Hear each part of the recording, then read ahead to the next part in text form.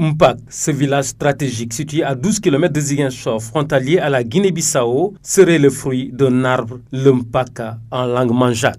Le nom Mpac provient d'un arbre dont les manjacs appellent mpaka.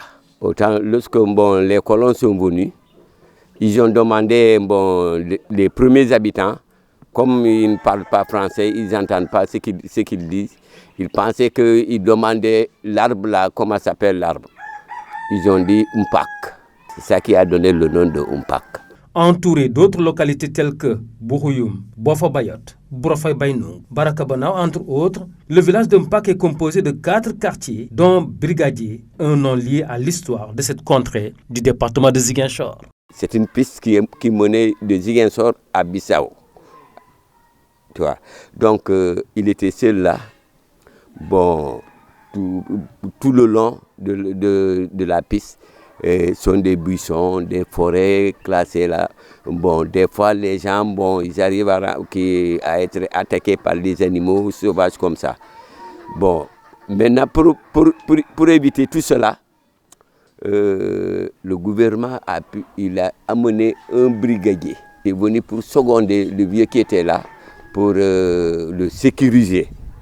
Oui, c'est ça qui a donné le nom brigadier. Comme la plupart des villages situés à la frontière, Mpac n'échappe point aux difficultés liées à l'accès aux services sociaux de base. Si vous coupez directement, nous sommes 17 km à la centrale de Boutout. 17 km. Un village qui est nez à nez avec la centrale qui fournit toute la Casamance. Il n'est même pas possible d'avoir même un grain d'éclairage. Là, c'est autre chose. Deuxième problème, l'eau potable. Vous voyez, je pense que vous voyez que les gens, les femmes, comme ils utilisent leur qui. L'eau potable.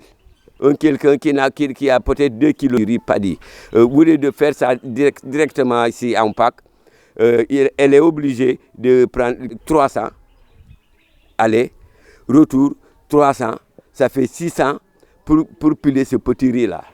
Là aussi, vraiment, ça ne va pas, c'est un problème. Dans un contexte de sécurisation globale des zones frontalières et de mise en œuvre du piment, Mpac, comme d'autres localités de la Casamance, attendent avec impatience des actions concrètes de la part de l'État du Sénégal pour permettre à ces populations de vivre dans une parfaite harmonie leur réinsertion dans leur terroir.